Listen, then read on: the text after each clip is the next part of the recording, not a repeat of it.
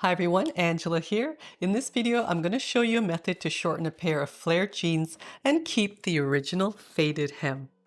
You might have already seen my method for straight leg jeans. This is basically the same idea. There's just a few extra steps for bell bottoms or flared jeans like these.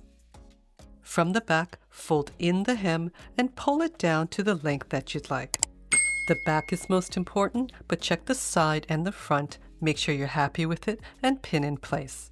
It's really easy for flared jeans to look too short, so make sure to double check with your shoes on. Chalk right on that fold and remove the pins. Fold the jeans in half with the backs together. Smooth out the legs, making sure that the sides are even at the top of the waist. Even though these jeans are brand new, you can see that they're not perfectly even. This is why I never match the legs and measure up from the bottom of the hems. Where we have the mark for the finished length, I'm just going to transfer it to the front of this leg. Take the hem and fold it along that inner edge and measure the width. This hem measures 3/4 of an inch. From the mark, measure up the width of your hem and make another mark. Again, the first mark is the finished length and the second mark is the seam line where the hem will be sewn to the leg. You can see the bottom of the hem is exactly where that finished mark is. Now when we sew it together, we'll need seam allowance from the top of the hem and from the seam mark down. From the top mark, measure down 1/2 inch for the seam allowance and mark across. With this new mark, measure down to the bottom of the hem. With this measurement, follow the bottom edge of the hem and mark across the leg. This will be the cut line. You'll notice with flared jeans and pants that the hem isn't perfectly straight but has a slight curve. This is so that the sides meet at right angles for a smooth edge. You'll also notice that the original hem is too wide for where we want to attach it, so we'll need to adjust it and make it narrower so that it fits. Cut along the cut line, and if it feels too thick, cut each leg separately. For accuracy, we don't cut the original hems together, so separate them and turn them inside out. On each piece, measure up 1/2 inch from the top edge of the hem and mark all around. Make sure to follow the exact angle of the edge. Make a little snip and carefully cut along the line. If you're finding this video helpful, make sure to like, share, subscribe, turn on all notifications, and leave a comment below. As always, I'd love to know where in the world you're watching from. You can also show your support by becoming a member.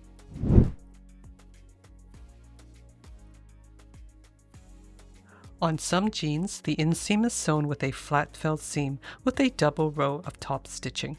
It's a thick, strong seam with the raw edges folded into each other. The outseam on the other side is usually a plain seam that's been sewn and serged together. Sometimes the seam is serged separately, sewn and opened flat. So we won't take in the width from this side, we'll take it in from the easier side. Match the correct hem piece to each leg by checking the flat felt seam is folded in the same direction. Flip the hem piece over the leg so that right sides are together. Carefully match the raw edges and the flat felt seam and pin through the inner layers to hold in place. Keep matching the raw edges around and flatten out along the seam line just above the folded hem. If your leg is really wide, pin together at the center. When you get to the other seam on the leg, carefully mark it on the hem piece. I'm just going to pin it so you can easily see.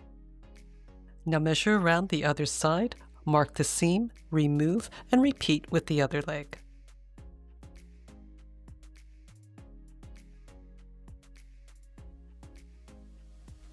You'll notice that the width from the mark to the seam is wider on one side than the other, and it should be the opposite on the other piece.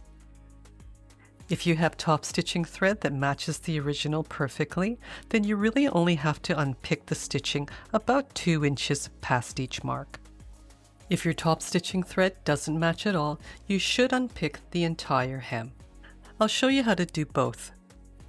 To unpick the stitching from this small section, start by cutting the thread at the seam on both sides. Unpick the stitching about 2 inches past the mark, being careful not to cut the threads. I'm using an awl to do this as it's a bit safer than using a seam ripper. Pull on the inner thread until you see a loop, then carefully pull the outer thread through to the inside and then trim, leaving about 3-inch tails. Repeat on the other side, then on the other piece.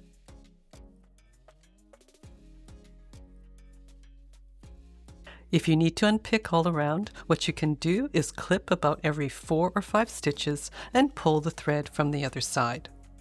It's easy to clean those longer pieces of thread. What I usually use is a single-edge razor blade. Pull apart the hem and carefully just touch the stitching with the corner of the blade. If you're really comfortable with the blade, you can also use it to just slice between the layers of fabric. Be sure to remove all the bits of thread as it's a bit harder to do later on. To take in the hem, we need to match the marks together to stitch the new seam. Now, because the sides aren't even from the seam, you might find it a bit awkward. So what we'll do is cut it with the seam allowances first. Mark your seam again, and from there add 1/2 inch towards the seam for seam allowance. Cut on this second line and then repeat on the other side. For a bit less bulk, we'll serge or zigzag the edges separately and then finish it with an open seam. If your marks are really close to the original seam, just unpick it first before marking and cutting your seam allowances.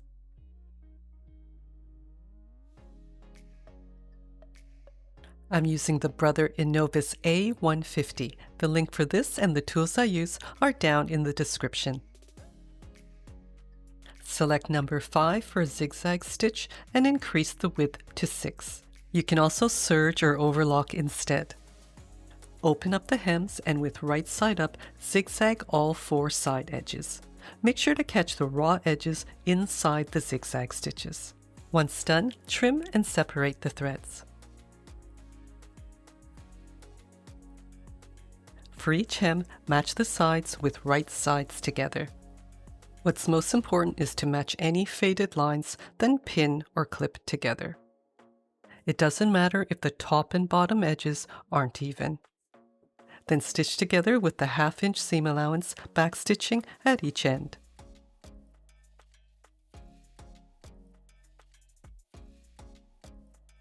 Press the seams open flat, then fold and press the hems.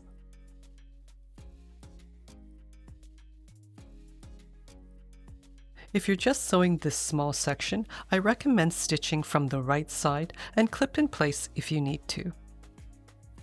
If you're sewing around the entire hem, you can stitch from the wrong side and clip if you need to. Switch back to a straight stitch and increase the stitch length to match the original. Mine is about 3.5. I'm also increasing the tension a bit. Since I don't need much, I'm winding a bit of the top stitch thread onto the bobbin by hand, enough for the 2 hems. To sew with this thicker thread, I'm also changing to a larger denim needle and using the size 16. Thread the needle and pull up the bobbin thread so that you have 2 long tails. Remove the flatbed attachment for free arm sewing. If you're sewing just that small section, have the hem right side up with the thread tails out of the way. Carefully lower the needle right into the last stitch of the original stitching. Lower the presser foot and hold on to the top and bobbin tail ends when you start your stitching. Stitch across and stop when you get to the original stitching again. Don't cut the thread, raise the needle, pull out, and cut long tails. Pull on the top thread to find the right bobbin thread, then pull on the bobbin thread until you see the loop and pull the top thread through. The stitching should look continuous on the right side. Separate the threads into 2 sections, tie in a triple knot, and repeat on the other side.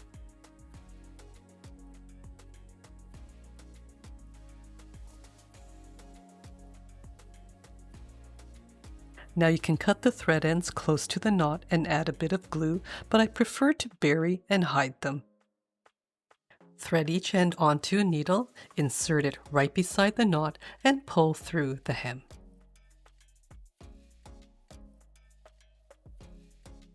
You can also use a snag nabbit tool like this. Just insert the needle beside the knot and further out the hem. Then insert all the ends through that top loop and carefully pull it through the hem.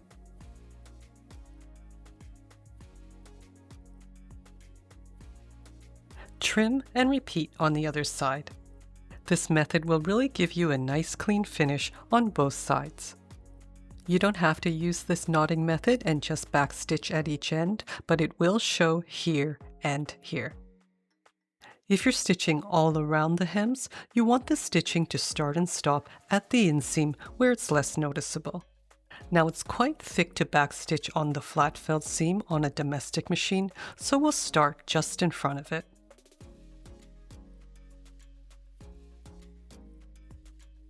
When you get to the flat felt seam, the presser foot will be tilted on an angle and you may have a hard time stitching over the bump. You can use a hump jumper like this with 2 different thicknesses to help sew over it. Lift the presser foot right up and place it under the back. This will level the presser foot so you can stitch evenly over the thick seam. You can also fold up a piece of thin cardboard or use a small notepad. This will help prevent skip stitches and the needle getting stuck.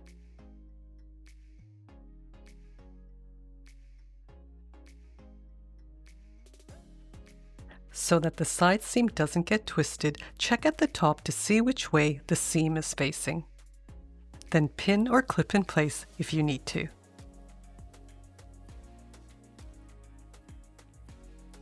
Place the correct hem piece around the leg with right sides together. Carefully match the raw edges and the flat felt seam and pin close to it on either side. Match the seam on the other side and clip in place. Now match the raw edges, clip all around, and repeat for the other leg. Switch back to a regular needle and thread and reduce the stitch length and tension. We won't start and stop on the thicker flat felt seam, but on the other side. In fact, you can start and stop from anywhere. Stitch right beside this edge of the hem. Notice that the presser foot is sitting on an angle. To fix this, place a piece of cardboard under the other side to level it out. You can also just use a one-sided zipper foot. Stitch all around right beside that folded edge, backstitching at the start and finish. When you get to the bulky seam, fold under the end of the cardboard so it's a bit thicker to raise the back of the presser foot, or use the hump jumper. Make sure to remove the pins beside the seam. Once over it, flatten out the cardboard and continue stitching. Repeat with the other leg. This next step is optional, grading down the flat felt seam. It's a bit thick to serge or zigzag over. Trim down the seam that's under the hem and repeat for the other leg.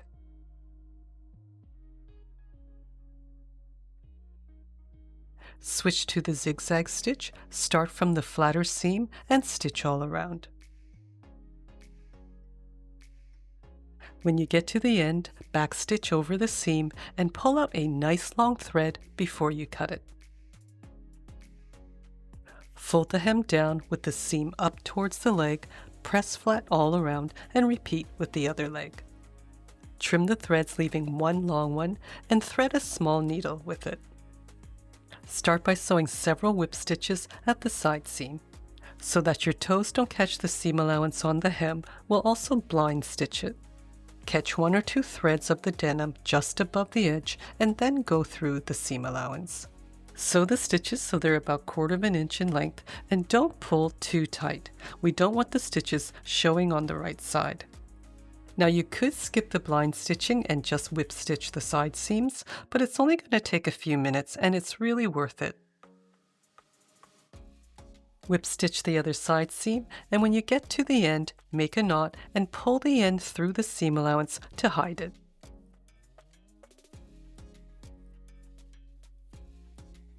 If you find the blind hem a bit difficult, here's another method you can use. Again, start by doing a few whip stitches at the side seam, then push the needle and thread through the top of the hem allowance to the right side. Feel for the top edge of the hem allowance as we want to stitch just below that. Insert the needle straight in right beside the thread and bring out again about 1/2 inch away. That tiny stitch should disappear right into the fabric. Of course, if you're using matching thread, it'll be invisible. When you get to the other seam, go in, sew a few whip stitches, and then go back out to the right side and continue around. At the end, finish on the inside, make a couple of knots, and pull the end through the seam. If the inseam looks a bit too bulky, just gently hammer it down flat. Make sure to watch my other videos if the waist of your jeans need taking in or letting out. I also have lots of other DIY sewing projects. Thanks again for watching, take care, and happy sewing!